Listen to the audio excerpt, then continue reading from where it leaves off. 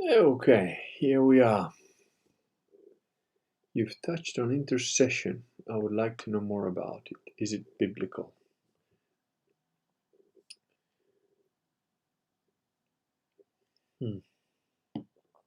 As Protestants were taught not to pray to the dead.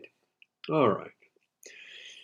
Okay, well, it starts off with a quick question from Cactus Eater Bear, who is a self-confessed dirty Protestant.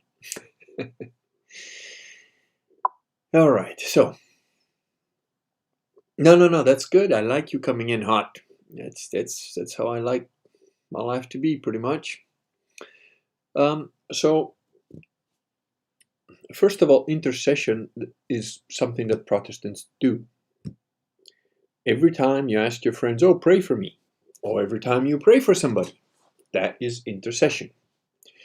So if there is nothing wrong with you doing it with your friend, okay, that's intercession. Now, the only difference between Protestants, or some Protestants, or some of the 40,000 variations of Protestants, is that they say, "Oh, you shouldn't pray for the dead. That's wicked. That's you know." Well, we do know, again, biblically, and I am no huge Bible scholar. I'm not one of those guys that memorizes the passages of the Bible. I don't do that. It's not how my brain works. I tend to be big picture logic, smaller picture detail. And I know for a fact that there are people that after they're dead, it says in the Bible, they are in various different places. Like Jesus goes down to get all the other guys out of pre-hell, or whatever you want to call it. There's a Greek name for it now. I forget if it's Hades or Tartar is where the watches are. So I think it's Hades, where the pre-Jesus humans get stored. And we know that human beings are in heaven because Jesus tells us on the cross when he's talking to the two murderers. And he says to one of them, "Tonight you will be with me in heaven." So I kind of take Jesus at his word, and that's what he said. So we know the dead people are in heaven, some are in purgatory, etc., etc. Now, unlike Protestants, who are a limited people with black and white binary thinking mechanisms, we can't really call them brains, they are unable to understand that just because you're dead doesn't mean you don't exist. And I have had personal, multiple examples of this, examples that have been verified objectively by other people, and therefore you're now left with only two options. Either you believe, well, the Kurgan is some kind of necromancer who talks to dead spirits, or, as many saints and prophets and people that have certain abilities have done throughout the ages, and has been very well recorded. Some of them have been visited by popes, some of them have been visited by heads of state. There's one particularly, I think it's a Bulgarian saint, that she was blind. I believe she became blind as a little girl, and she had amazing powers of prophecy and so on. And she spoke to the dead to reassure the people that moved on. Now, I know those of you that are saying, "Oh, there's no such thing as talking to the dead, that's called cold reading." You need to understand, if you don't know this, I'm a trained hypnotist. And I have worked and trained with some of the best hypnotists on the planet. And then I did it obsessively for about 4 or 5 years, like I tend to do things that I like. So I know all about cold reading.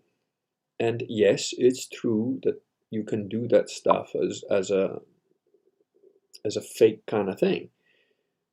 But the things that happened to me, I did not go looking for, and happened to me and were objectively demonstrated by other people that had nothing to do with me. In fact, one particular incident when a friend of mine died, I believe that friend of mine gave me a message for somebody that she used to care deeply about, that I had met precisely once for about 30 seconds 5 years before, and whose name I didn't even know. And I didn't even know they were still together or whatever, because I didn't know anything about her life. I'd moved country and whatever.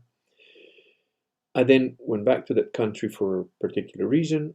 I spoke to somebody who was a mutual friend of my friend that died, and I mentioned this experience that I had of my dead friend telling me, "You must do this, go and speak to such and such a person and tell her these things." And I said to him, I had this thing, and he was my karate instructor, and he kind of like got almost frightened and said, "Yeah, I'll give you the name, that person exists." And, they were together for a long time, and yeah, but don't involve me. I don't want to know anything about that stuff. He's a Greek guy, so, they're pretty superstitious kind of people. And I went to find this person, I passed on the message, and the message was absolutely necessary and meaningful to that person. I personally have received messages from people I cared about that have passed on that were absolutely correct and also verified by other people that knew the person that died, and the person that died told me something, a message that I couldn't understand, and I was like, that doesn't sound like, And when I passed on the message to somebody else that knew the person, they confirmed for me how that message made perfect sense, and it did. And it was always a positive thing. It was never a negative thing. I never had, when I say I never had, I did have bad influences, bad things, bad creatures, bad spirits, whatever, try and attack me. But it's a completely different quality of things. And I think I've spoken about this before, that, the Catholic Church warns you very sternly not to deal with like such things as talking with the dead and so on. Rightly so, because I have had a bit of experience with this stuff as well. When I wasn't Christian, didn't believe any of this stuff, played around with the Ouija board. It never affected me, but it sure as hell affected everybody else that lived in that house. And when you do these things, you're wandering into a realm that you know nothing of, that you don't belong in, and that you're not equipped to deal with. So it's extremely dangerous, super dangerous. And some of the things that inhabit those places, they're not to be fucked with. I'm a particularly unusual person. I have delved in very strange situations in physical world, in real life. I've gone into situations that almost no one else would want to go into, because they would either die or risk getting killed or seriously injured. And I've always come out okay, through luck, stupidity, inconscience, whatever, divine protection, all of the above. But I don't advise anybody to do this stuff consciously. I certainly didn't go looking for these things. They just kind of happened to me. But anyway, if you're a Christian, you absolutely must believe in a pantheon of spiritual beings. It's not just God, Jesus, you here on earth, and that's it. And then when you die, you suddenly go into a cloud, to sing your heart. No. Again, that's a very Protestant, limited way of thinking. So let me just scroll back up and see. I'd like to know more about, is it biblical? Well, again, I do believe that Jesus refers to other people in the Bible. I think, is it Elijah? That there's dead people that various people in the Bible communicate with. And I think Paul, when he's in prison, is possibly one of them. They have visions of people that have passed on, like Moses and so on. So what does that mean? Those guys are dead. But I think it's Paul or John or whoever, one of them. One of these guys opens up the prison for him and lets him walk out. And that's a dead guy, guy would passed on. So I want to have a bit of compassion for Cactus Bear when she says that us Protestants were taught not to pray to the dead. First of all, you're not praying to the dead. You're asking for their prayers. So again, that is a complete fabrication by Protestants, that Catholics worship Mary or worship the saints or they pray to dead. No. There is, for a Catholic, whether you're dead or alive, doesn't matter. You're still there. We're not worried about like, oh, well, you don't exist. No, you're just dead. You just changed shape. It's like you moved country. You just you crossed the Jordan. That's it. Like one of my favorite songs. wayfaring stranger, just going home, just going over Jordan. That's it. That's all you done. So we still talk with you. We can still pray to you. We can still ask for your help. No, pray to, not to you. We don't pray to you. We pray with you. Or we ask you, hey, pray for me. Why? Because also, say my granddad, he was a cool guy. He's dead. I'm hoping he's in heaven. Or, he was a really cool guy. So I don't think he would have spent a lot of time in purgatory. And I'd be like, hey, Grandpa, you're a bit closer to the main dude than I am. So let me just put this off. If you can put in a good word for me, really appreciate it. And generally he does. So nothing wrong with that. Why would Protestants say that? Because Protestants come from puritanical people. I mean, have you ever read up on Calvin, John Calvin? That guy's a freak, absolute freak, a pervert, an absolute pervert, no less of a pervert than the monk who wanted to bang nuns or the king who wanted to divorce his wives. Just different kind of pervert, His fetishism was obviously masochism and self-whipping or some shit. And generally whipping others. So he was also sadist. Okay, let me scroll back if I've answered. And if I haven't answered your question, keep asking. Don't be shy. I was told that. Okay, hey Kurganites.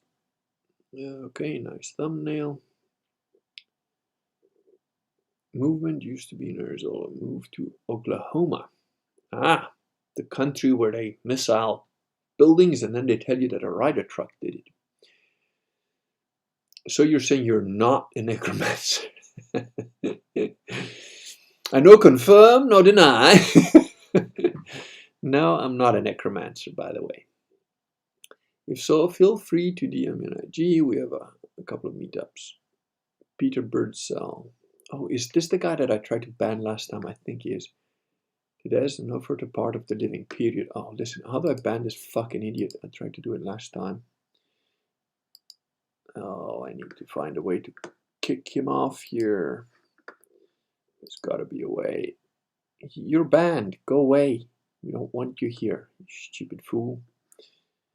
Oh, maybe I can do it on the... Well, one of you Google how to get rid of this idiot. I'm using what is called Ecamm Live. So, oh, sorry, chat didn't update for me. They did know nothing. They did listen. This fucking Protestant. How do I get rid of him? There's gotta be a way to get rid of him. I know there is. Just gotta find it. Well, if not, I'll shut down the whole fucking chat. I don't care. Are you a better hypnotist than Scott Adams? I've actually emailed with Scott Adams. I haven't seen him work, so I can't really say. He's pretty good at oh,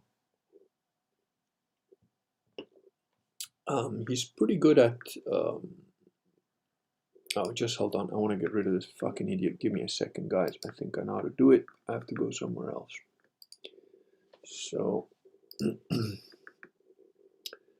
let's go there.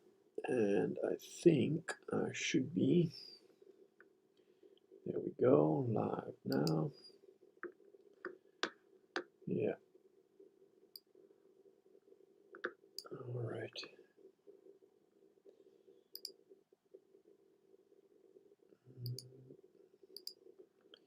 Let's see if I can do that here. Oh, just hold on. I want to get rid of this fucking idiot. Give me a second, guys. I think I know how to do it. I have to go somewhere else. So, right. Let's go there. There we go. And I think I should be. That's it. Done. There we go. Had to get rid of him. Now. People that are banned and still come here. What a gamma idiot. Right. And I can now go back. Hopefully, there might be a bit of echo there. So let me just kill this. Where am I? Let's see if I can kill that. All right, back here. That'll work for you. Peter Birdsell can go fuck himself. Useless little bastard. Let's get him out of here. There, gone. So am I a better hypnotist than Scott Adams? Scott Adams is quite clever in how he influences people because he's quite well known. He's written a couple of books. I've read, I think, one of them or two of them. He is very much a proponent of repetition to put certain. So the use of, what do they call it again? When you repeat the same thing over and over again, so it goes into your subconscious. I forget, it's got a name, but anyway, he believes in that quite firmly. And it, probably works for him because maybe his brain works that way. He's an autistic kind of guy. I don't know. I don't particularly believe in repetition as the way to go. I believe in getting to the root of the problem, going deep enough, and changing the root of the issue rather than just bombarding it with repetition. Like, I want to be a millionaire, I want to be a millionaire, I want to be a millionaire. That's just like trying to carpet bomb Viet Cong guys that are in tunnels. I don't think that's very effective. You need to change some pretty root concepts in order to have that sort of pretty drastic change in your mind. As you said in the last stream, Mary was assumed into heaven, so she didn't die anyhow. Yeah, there you go, same as Jesus. Scott Adams sips his coffee with great pontification. I would probably find Scott Adams to be quite insufferable if I had to speak to him face to face. He was pretty cordial on email, and I'd actually emailed him because at the time I didn't know he was a hypnotist, and I knew he had some kind of speech impediment or something, or sleep deprivation. I can't remember what it was. And I said, hey, by the way, you could do this, you could try and self-hypnotize. And he goes like, oh, probably you don't know, but I am registered, I'm a hypnotist myself. And that was pretty much the extent of it. I don't know, it was probably a couple of emails. I doubt it was more than that. Can I hypnotize someone over Skype? Yes, I've done it, but it's not ideal. It's not ideal because of a number of reasons. There's a lot of micro cues that you've got to pick up on if you're a good hypnotist, and a lot of them you can't pick up on unless you're face to face. And just video, even if it's good quality video, is a huge it detracts from the process quite a lot. So I've done it, it's doable, but it's not the best sort of situation. Just starting up. Why is there so much interest in the third secret of Fatima? Well, because they made it a secret. I mean, this third secret of Fatima was supposed to have been released, but by then the Novus Orcus had taken over. And in fact, there's one of the guys I write about in my book, which, hey, might as well, since I'm so crap at marketing, in here, if you haven't bought 10 of them now, run out and do it right now. I discuss a guy who is called, and I'm so horrible with names, I forget, Father, oh, what was his name? Oh, it's in here anyway, but it's in one of the long sort of passages, so it's not going to be easy to find his name, although I write quite a bit of his history. But he was an awesome priest, and there's something I don't discuss in the book, but I'm aware of, that he was tasked to go and get this last, to have a conversation with Lucia, the lady that had the vision of Fatima. And Luigi Villa, that was his name, Don Villa. This was the priest. And the priest there, or the bishop there, refused him. And he called up the Vatican because he said, but my bishop told me to come here and do this. And the guy at the Vatican who picked up was one of the Freemasons, who then said, no, you can't do it because the Pope says you can't do it. The fake Pope, which was Montini at the time. So he couldn't have this audience with Lucia. And when he went back to the Vatican, and he said, he went to the Pope and basically said, what the fuck? And the Pope, the fake Pope, Giovanni Montini, basically said, oh, it wasn't me, it was the other guy, must have been some miscommunication, in typical SJW, Freemasonic, satanic, crappy, not half man even. So yeah,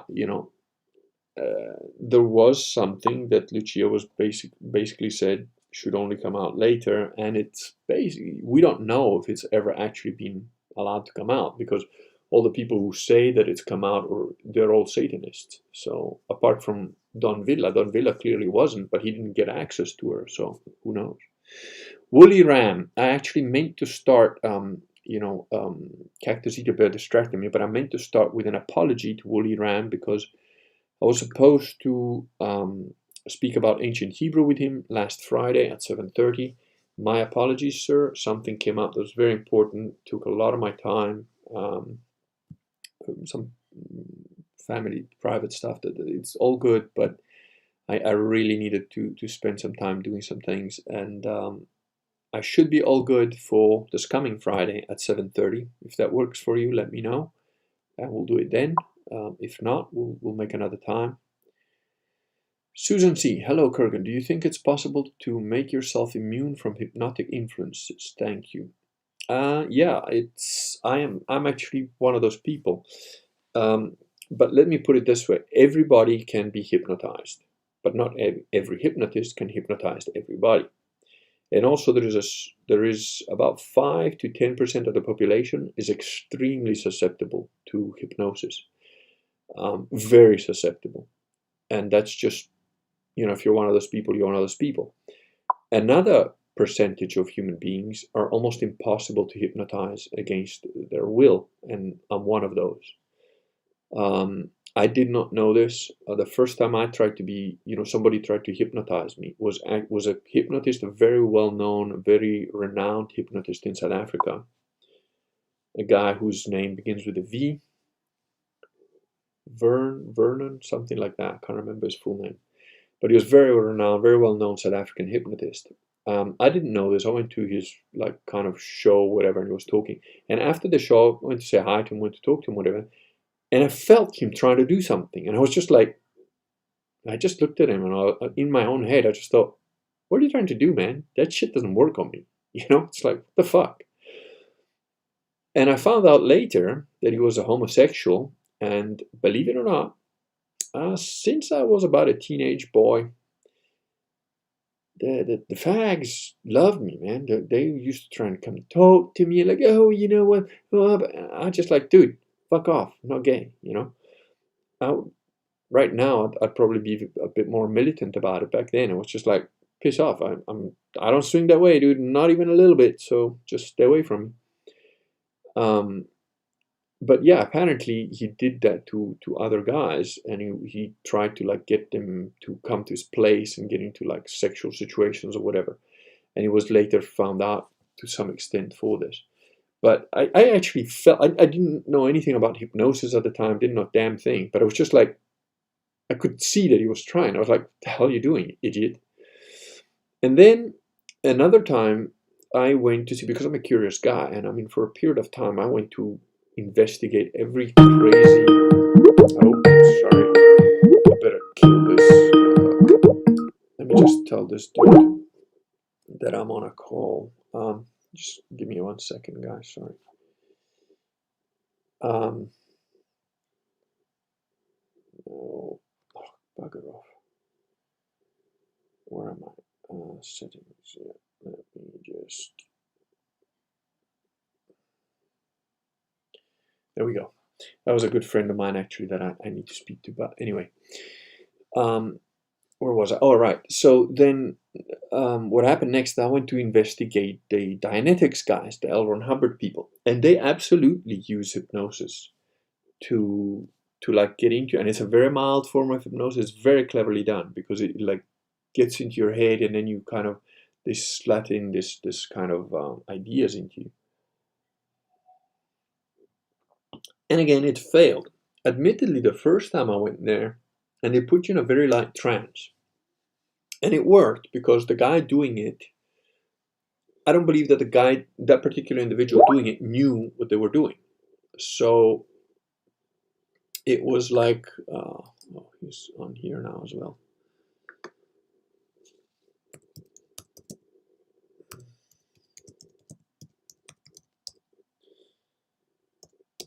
All right. Oh, I just gotta send him something.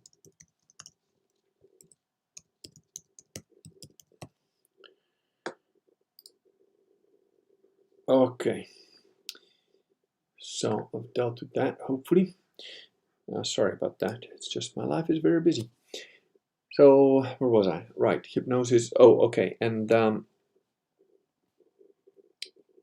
the person that was doing the very light hypnosis, the Dianetics people, they didn't know what they were doing. They were following a script. They were just doing what they were told, but they didn't realize that following that script would have the effect or the intention to put the other person in a mild trance. So they succeeded because the guy doing it didn't have a bad intention. He didn't have any intention, and no part of my body picked up on that.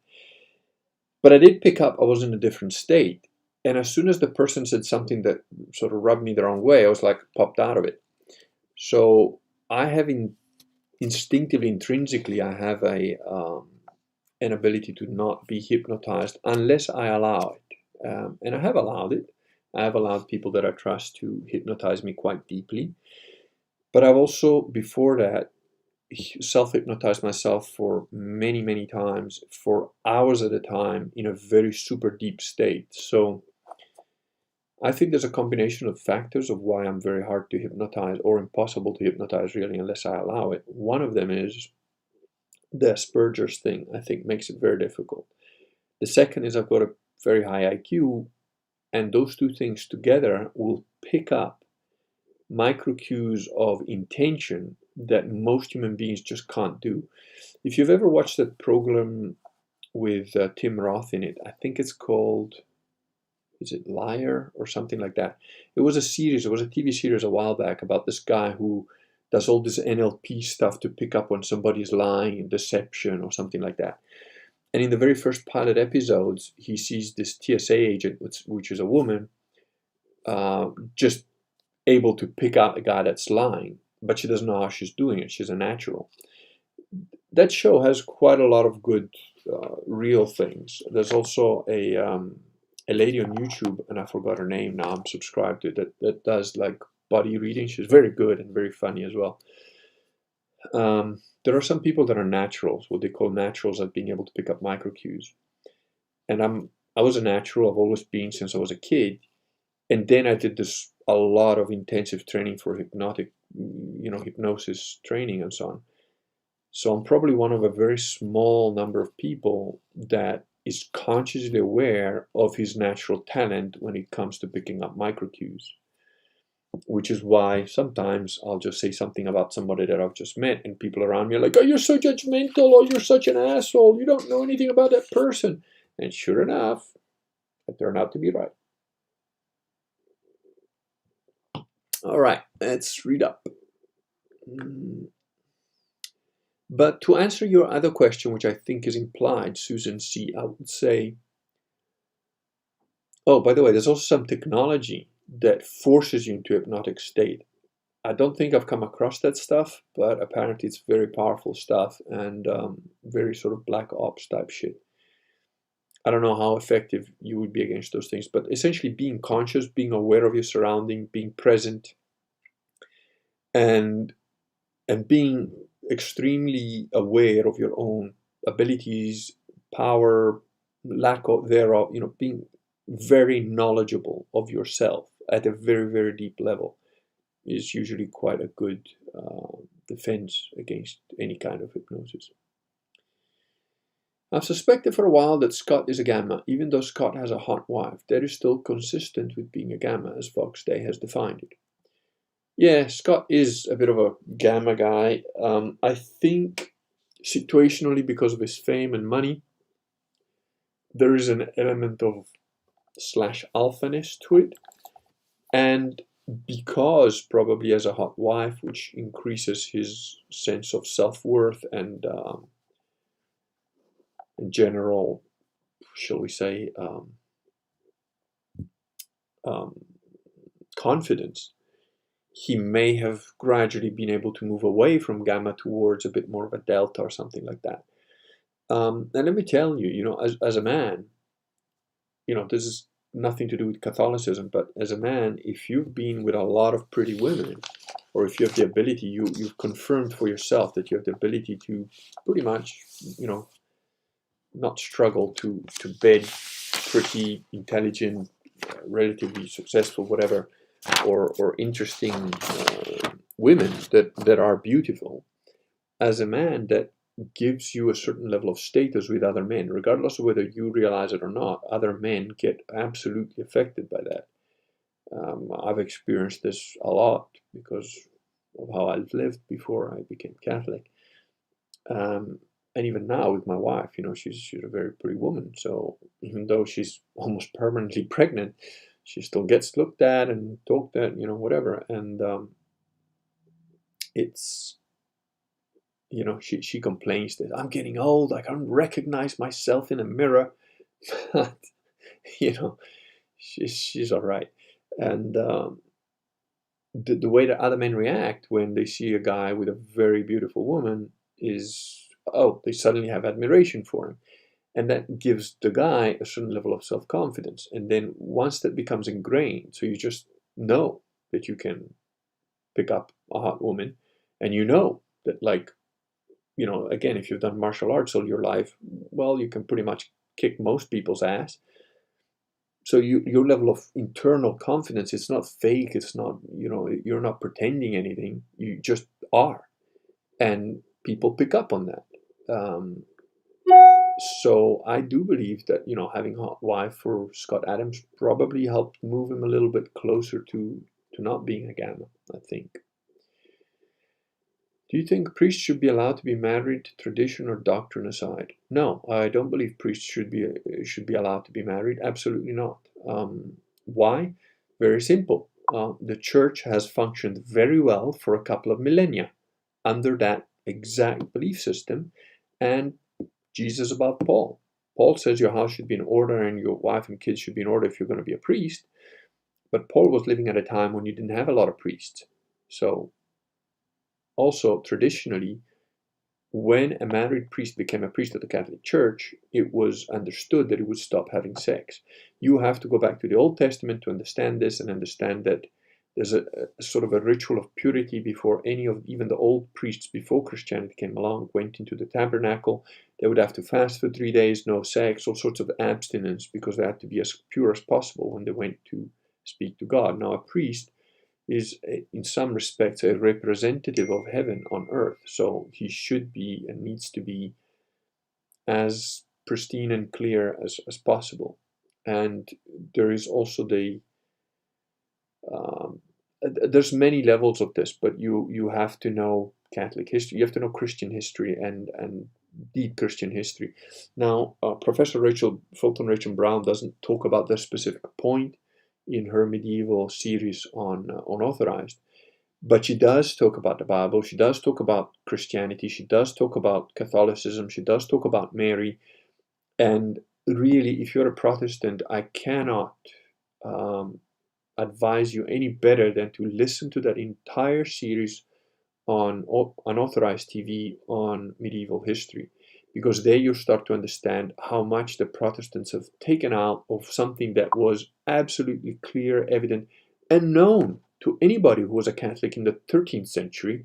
They would just know, like, oh, well, of course the Psalms refer to this and that and the other. Well, of course that Psalm is talking about this, and of course that Psalm is representative of Mary because of this and that, the other. And there's a huge bunch of links there, which I could never do justice to, so just listen to her stuff. It's really good, really great listening.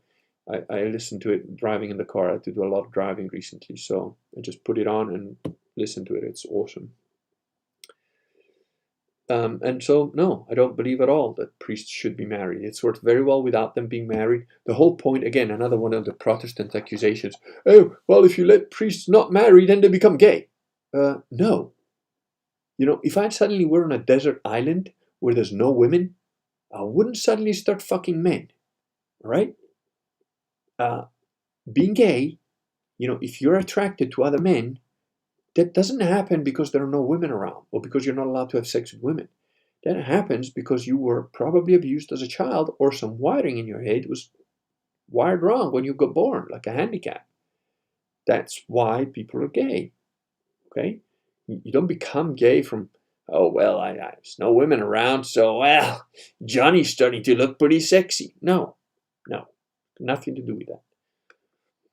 And gays are notoriously, go after kids, the pederasts. There's a huge link between homosexuality and pedophilia. It's well-known fact, all right? It's statistically proven beyond any shadow of a doubt. Cool. Woolly Ram, 7:30 this Friday.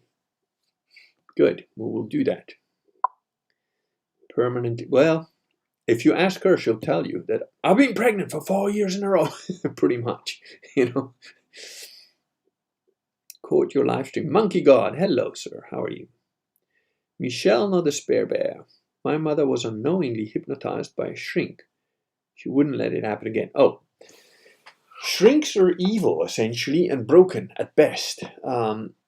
Shrinks, and especially if they know hypnosis, you have to understand that most people who learn hypnosis learn it because they want to have power over others. Not a good start. Most people who become shrinks want to do it because they want to have power over others. Not a good start. You also have to understand that most shrinks are atheists, or don't believe in God, or don't believe in Christianity, whichever twisted form you personally might believe in. In fact, if you're a Catholic, there really is very little need for psychologists or psychiatrists. There are obviously certain mental diseases of the mind, diseases of the brain, that do need medical attention, medical help, and that is a fact. But it is, like with anything, it's extremely hard to find to find good, qualified, and healthy psychologists or psychiatrists or hypnotists. It's very difficult. I was very lucky. I did find a very good hypnotist. I mean, some of the people I trained with were also very good, became very good, and very trustworthy, very good people. But even they were a minority. 50 people that I trained with, it's maybe 2 that I would trust. And one in particular that allowed to hypnotize me quite deeply a couple of times. And she was very good hypnotist. Very simple, very direct, very straightforward, and very good. And I also did later discover a therapist that was also a trained hypnotist, a psychologist, very good, awesome lady. And she was very helpful. It's a long, it's one of those long, windy stories that it's for another time when I've drank a lot more of this. Oh, I know I have an army to raise, Archie-Bear, but they're not all gonna come from my wife. You lazy fuckers also need to breed and join the army of the immortals. Okay, guys, there are, how many of you watching? 32. 32. Well, no down thumbs. I'm very hurt and disappointed. My detractor, my single-minded detractor is not about. But if you got a question about anything, fire it away. Now's the time. Otherwise, I will briefly talk about Saint Kyle Rittenhouse. And I've seen all sorts of things. I've watched the videos now. I've got myself. So first of all, obviously, Kyle did not fire the first shot. He did try to stop the guy that presumably fired the first shot, who then lunged for his weapon, at which point Kyle drilled him 4 times at very close quarters while swiveling and turning around his gun. He then stayed on the spot and called 911. We know this for a fact because the guy that started to help the downed pedophile told him to call 911. And I've seen an interview with the guy that was trying to help the downed pedophile. What are you doing? Just call 911. And the kid called 911. Then you can hear the shouting, get him. And he runs away cleverly, gets chased, gets attacked by 2 other people. He does not fire on them until he is first attacked by them. Skateboard guy and kick in the head guy. And the last guy actually has a gun, is pointing it at him, is intends to kill him. We know this because he said it afterwards. I'm just sorry I didn't kill the kid. And what does Kyle do while he's rolling? It looks like he got tripped to fall, by the way, in the first instance. Gets hit with the skateboard, swivels, bam, fires one shot. The cold-blooded mindedness of this kid, the training this guy has got is awesome. Because the guy that lunges for his gun, he's like, toom, toom, toom, 4 times, walks around, makes the call. He knows he's going to get attacked, so he tries to get away from the situation, runs away, gets tripped or falls or whatever. While he's rolling and getting hit, he gets hit by a skateboard, swivels, shoots once. Now the guy comes at him with a gun, shoots once, hits him in the elbow, so the guy's now disabled, and holds his fire. This is after 2 people have already tried to kill you, and the third one is trying to kill you, and he's got a gun in his hand, and he's pointing it at you. Now, I got to tell you, for a fact, in his shoes, even if I saw the gun getting shot out of his arm, I would have ventilated his face. He's trying to kill me, he's still breathing. I don't know if he's got another gun or not. I don't know if he can maybe still pull the trigger with that gun that I shot out of his arm, or his arm shot up. I'd have just dang, dang, dang, dang. Oh, he's still breathing, give him another one. That's what I would have done. That kid has shown a presence of mind that extremely few people would have. Now, I'm not saying I wouldn't have the presence of mind to necessarily stop. I'm saying that likely I wouldn't have, because at that point in time, I'd be thinking, fuck it, this is just number 3 of who knows how many that are going to try and waste me. I'm going to make sure he's no longer a threat. That would be my reasoning in that particular moment. But he had awareness of the situation, of his location. Perfect. That kid should get hit up by all the operators and teach classes. They should ask him to teach classes. And I hope to God he walks. I donated $20 to his defense fund, and I hope you all do as well. He's awesome. Right. Anyway, we've got a few more questions. Champs Map, is the hypnotic state that music can induce similar to the hypnotic states you speak of? Well, that's a difficult question, because it's kind of like, what's hypnosis?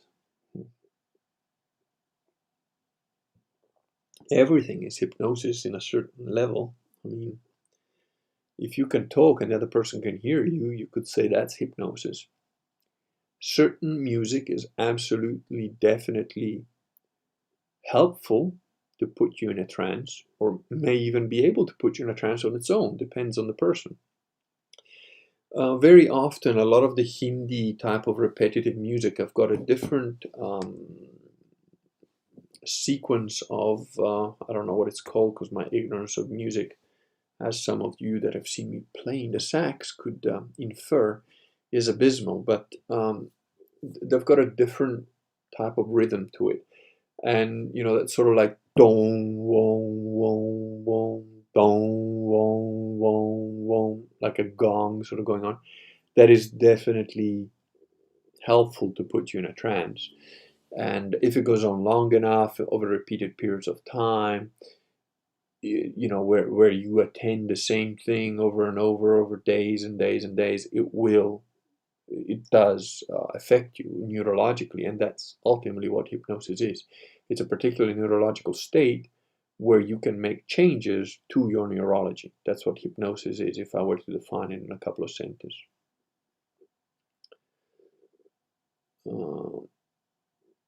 Your downvoting gamma friend is busy showing his thumbs up. Yeah. The calmness and accuracy that Carl displayed is inspiring. It is. And you know what it is? That stems from innocence. That stems from a guy who's just innocently doing what needs to be done. He's not overthinking it. He's not super thinking it. You get that in some martial artists are like that. I'd get like a young guy who's never done martial arts before. He just trusts me, and I say, look, do it like that, swing like that, move your shoulder. Can you feel this feeling, feel that feeling? Okay, do punch, boom. And it's like, guy's never done a martial art class before, and all of a sudden, kutung, you know, he's like hitting the crap out of the bag, he's moving properly, other people can't touch him. That is the innocence of youth and faith. It's and talent. You know, the guy's talented. What would you say to someone who's afraid of hypnosis trance? Well, don't get hypnotized.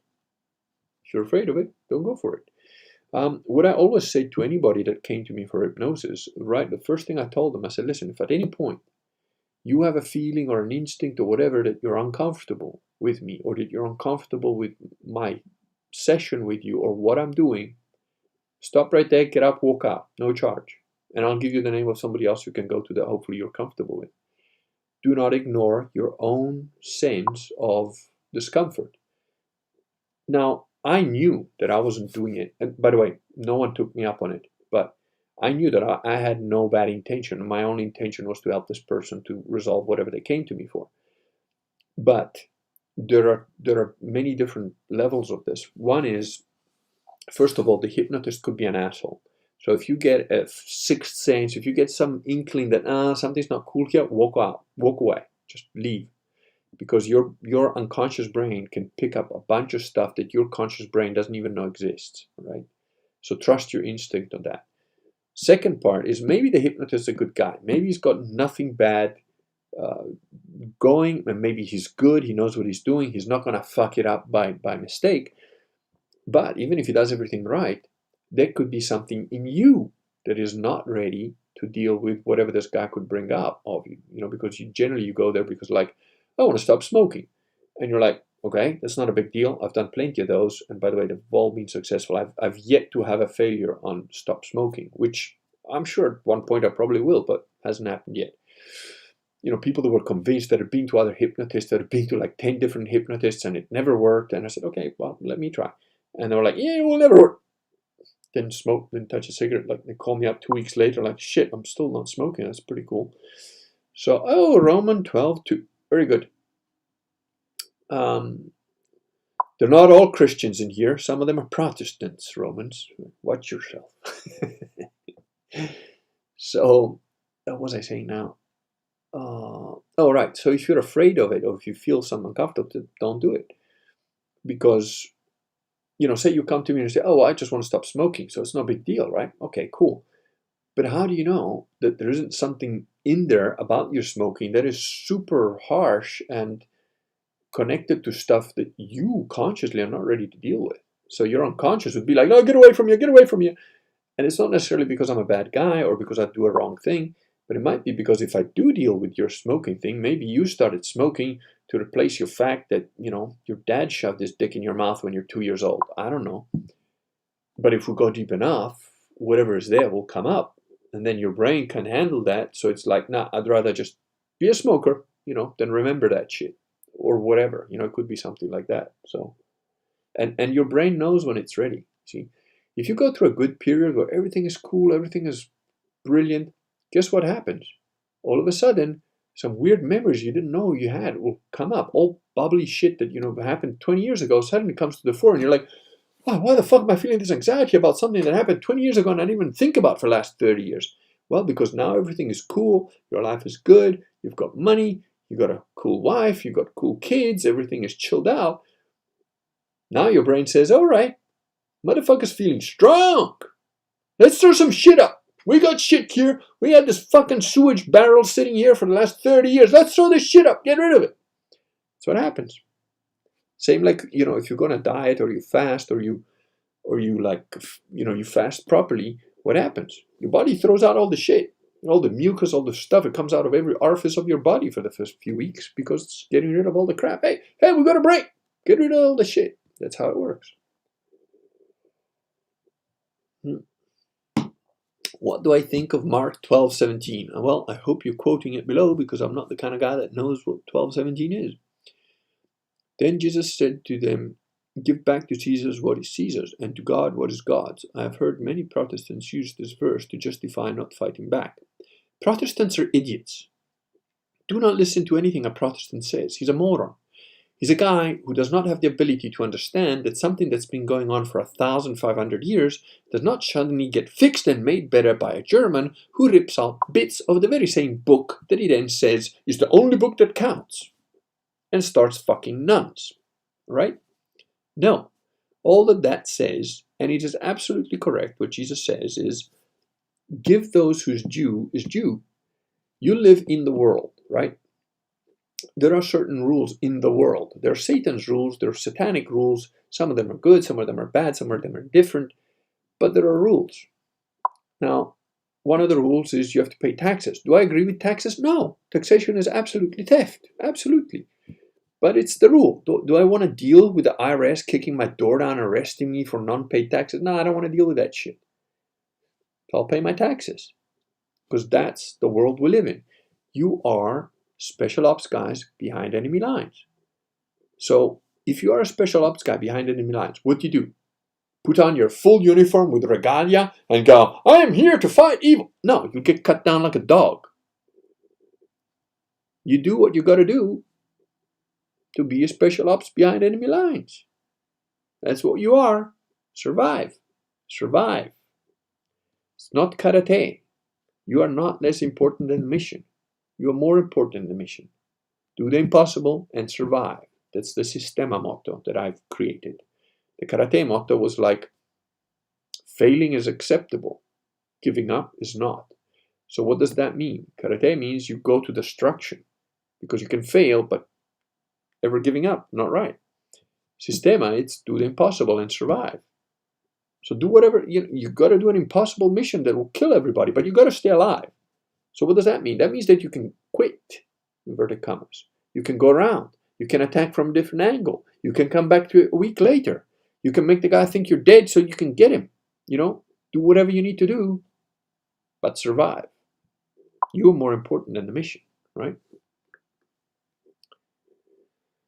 What means are available to undo hypnosis suspected of causing long-term negative effects?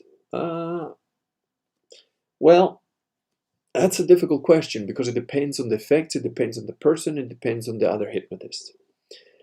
And it depends on how it was done. I'd have to have a lot more information before I could answer that question. But generally speaking, there's a couple of things you can take heart from. One is any hypnotic state that was implanted that is not in alignment with your general soul, let's say, generally won't stick. It might stick for a long time, it might cause you a problem for a long time, but you can generally get over it.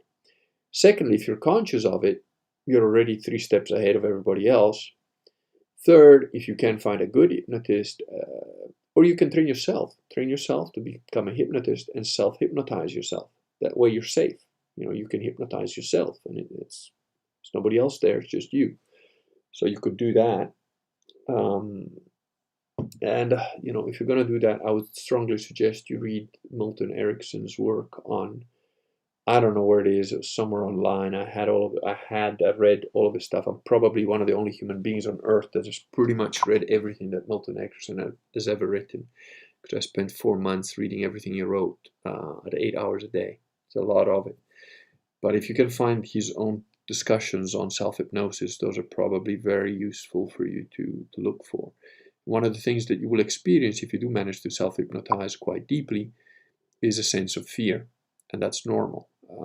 You're just going to have to keep going down there until it becomes easier and easier and easier, and then you can go really deep. And when you're really deep, you can do whatever you need to do to resolve whatever the issue was. Fasting is the real cleanse. I got to 5 days, just coffee, water, and salt. Yeah, it's not particularly difficult. You can do 3-day water fast quite easily, and you're in ketosis after that. You do need to eat salt, some magnesium, and I think potassium. But don't quote me. I'm not a doctor. It's on the internet. Find out first what you need to do. And there's different types of magnesium, and I think you want magnesium citrate because the other one will make you shit yourself.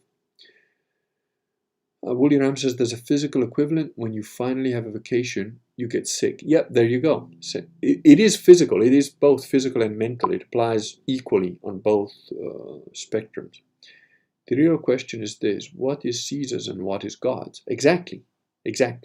But I always pay my debt. Even if it's wrong, even if I've got whatever. I got a fine not too long ago for like going 4 miles an hour over the speed limit late at night, and there's nobody on the road. I was in a rush to get to an event where my wife and kids were, and I was running a little bit late. And 4 miles of the speed limit, is that going to kill anybody on a dead empty road? No. But whatever, pay the fine. Fuck you. Okay, that's the stupid ass rule. I know it's stupid. I know it's dumb. And you know what the answer is? Find your way around it. That's okay. All I gotta do is not break the speed limit or go on a different road where the speed limit is higher. It's always a way around the worldly rules. That's what you gotta be, wise as serpents. Didymus94, I gotta go, but could you please post on your blog a link to your infamous video that was taken off of YouTube, number 114, I think. Apparently you were going on of various nationalities. Yes, it's on BitChute. If you just go for BitChute and look for the Kurgan, I believe that's the name there, you should find it. It's not that hard to find. Hardy Hardar. A friend may have been implanted with the belief that a disease is ravaging her body. Well, is a disease ravaging her body or not? I mean, there's medical doctors you can go to find out, and I don't know what disease is. Specifically, I'm looking for you to do a rant on Southern Italians Calabrese. No, there's no such thing as Southern Italians Calabrese. There's only North Africans. Look, pretty much everything south of Venice is North Africa anyway. But from Rome south, they're definitely Algerians. They're basically Muslims. Calabrese in particular are just another branch of Algerians. Okay, Protestants are like slime monsters. They get hit, divide, and multiply. That's pretty good. Hello, Rhino Bear. I have also one other confession. I was supposed to post out various books to about 2 different people. I haven't done it yet. I'm afraid that the stuff that I needed to take care of was really quite urgent. And you see, I haven't even shaved. And yet here I am to talk to you people. I will post them this week. So apologies if that hasn't gone out yet. And I will ping you an email when I've done so. HIV. Oh, right. Well, that's easily tested for. You can test for HIV very, very easily. So that I would get rid of if it is just an idea, get rid of the idea, go for a test, get it sorted out. Have you ever met French Moroccans? I would not want to meet French Moroccans, but unfortunately, yes, I kind of have. And sadly, they were not of the female persuasion, because French Moroccans of the female persuasion could be at least entertaining for a small period of time before they become just as noxious as the male versions. The male versions have got no redeeming qualities whatsoever. That has been my experience anyway. Limited, thankfully, as it was.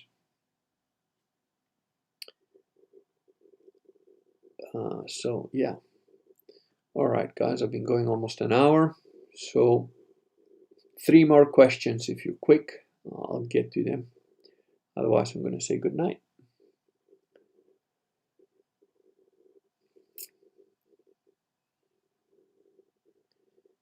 Yeah, Hearty Hardar, I strongly suggest you just get your friend to have an HIV test, an AIDS test. They're not hard. I think you can even buy them online now.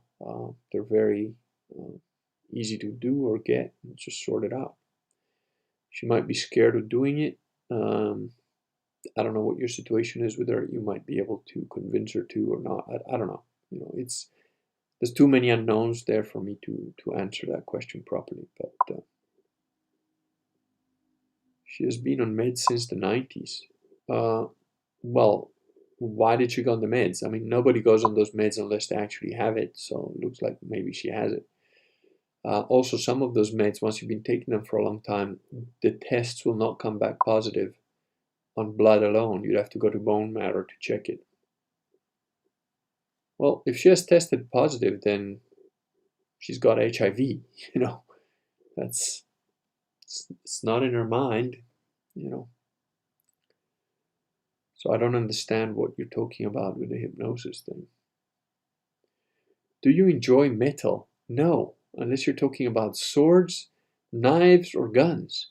Metal is not music. It is the equivalent of rap music. So it's white noise. Rap music is black noise. Metal is white noise. It's horrifically shit. The only sort of almost metal music that I can tolerate for a little bit, and some of it is quite cool because of the video, is actually baby metal, which almost everyone of the Dread ilk hates. Yeah, dude, Hardy Hard, I don't know what the situation is, but it sounds to me like you're a bit like white 90 for somebody who's probably got HIV. This might be too personal, but is there any moment of tranquil beauty that sticks to mind? Oh, there's plenty of them. No, it's not too personal. There are absolutely moments of tranquil beauty that stick to mind. Most of them will probably be somewhat pornographic for the average Protestant. I had, quite a lot of very good experiences with a lot of very beautiful women, and in certain instances, waking up next to them, or one particular instance in Russia was extremely memorable, um, as well as with my own wife. One with my baby boy, my kid. The other night, we both have very long days, and he wakes up in the night, and she usually, takes him into the bed and whatever. But I felt she'd had a pretty long, hard run, so I said, I'll take him, I'll go sleep with him in the other room, and I knew it would be a hellish night because it twitches and moves, and I'm a very light sleeper, so basically I didn't sleep, but. I could see he was curious. I've got a little link with the little dude, and like was carrying him, and I could see he was like thinking, "What's he doing? This is not normal, this is not the usual thing we do." Okay, he's going to this other room. Okay, oh, he's getting in the bed. Oh, he's putting me in the, and I could feel that he was almost thinking like, "No, really? I'm gonna be able to just sleep, just me and Dad today? Ooh." And then I put him in the bed, and I lay down next to him, and I was dead tired. I mean, I had a very long, hard couple of days. But I just saw his little face in the dark. I could see his eyes were open, and I could just feel his like whole body was like, oh, it's just me and Dad. This is so cool. And usually we get that when it's just about to go bedtime, and I'm home from work, whatever, or I'm done doing what I need to do, or writing, and I'll sit with him for some chill out time, and we just watch music videos that he loves. And he will just sit next to me. Sometimes he'll have his bottle and he'll drink a bit from it. Sometimes he'll just lean on me or whatever. And this was like an extended version of that because he gets to sleep next to me the whole night, and it's just the two of us. And we've got a very good like relationship. Like he needs hugs and stuff. He's a very cool little dude. He's pretty independent, but like every now and then he just wants a cuddle or whatever. And just watching his little face being so in awe of just being able to sleep with me in the bed was like so awesome. That was definitely and I was dead tired, but yeah, that was cool.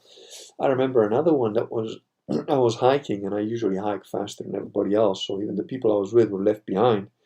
And I usually used to look for my own little trails and go off.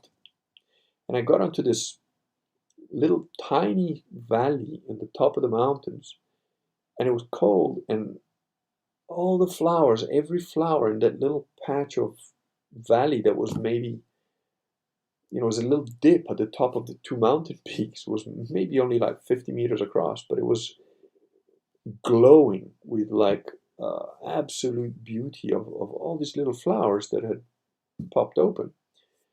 And when I got down to the other side, I asked the guys that were behind me, I said, "Hey, did you guys go through that little valley with all the flowers?" Like, yeah, there was a little dip, but yeah, no, the flowers weren't all open. It was like most of them were, and so it just happened for that moment. They must have just opened that for a couple of hours or an hour or so, I don't know, in the morning, and it was perfect. Many instances in Venice of perfect calm, just walking around at night, looking at a beautiful, most beautiful city on earth, bar none by far, or sometimes being on a little boat. A lot of times with various different women, not always naked and in bed, but a lot of them. Um, and sometimes just being in the bush by myself with a rifle or with a shotgun, hunting, waiting to hunt something, not shooting something when I gone hunting. Um, Often just being alone in nature as well. So yeah, hope that's answered your question. I am talking about placebo-nocebo implementation via hypnosis. Yeah, you're not going to get a multiple positive tests on HIV, due to a hypnosis test, dude. That's do a couple of them if you're unsure, But HIV tests are pretty. They've been tried and tested for quite a while now. Have a good night, Kurgan. Always appreciate your streams. Also, do I appreciate your presence. Thank you very much. Space rock from the 70s. I don't know what you mean there. Yes, Cat the Silva. Went to my first Siamaramaya Mass with my family and met with the priest. Thank you, Kurgan. Wouldn't have happened if I never found your challenge. Good. Glad you went, Chris. And really glad you enjoyed it. Oh, channel. Yeah, okay. Not even King Solomon in his splendor was so arrayed. I'm not sure what that means, arrayed. How do you mean that? So well put together? I don't know. What does arrayed mean exactly? I'm going to have to Google that. And I know what it means, but sometimes you need a bit of a... Okay. No, of course, I've put this in silent mode.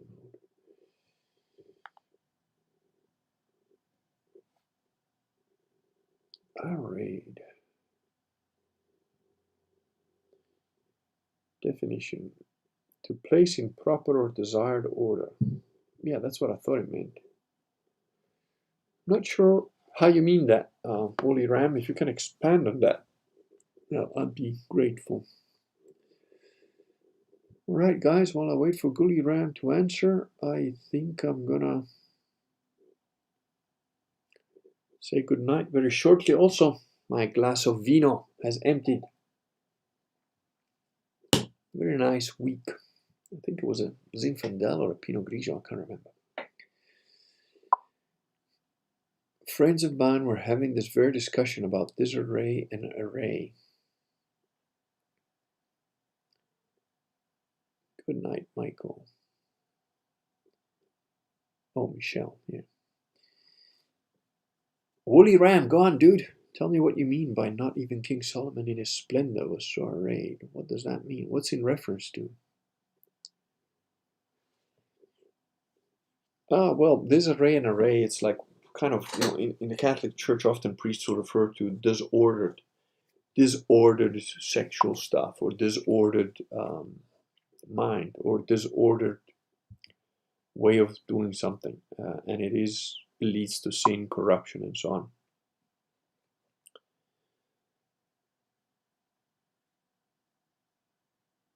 No, I don't know. I guess Woolly Ram is saving that one for later. Ah, there's my little one down vote. Well, he must have the.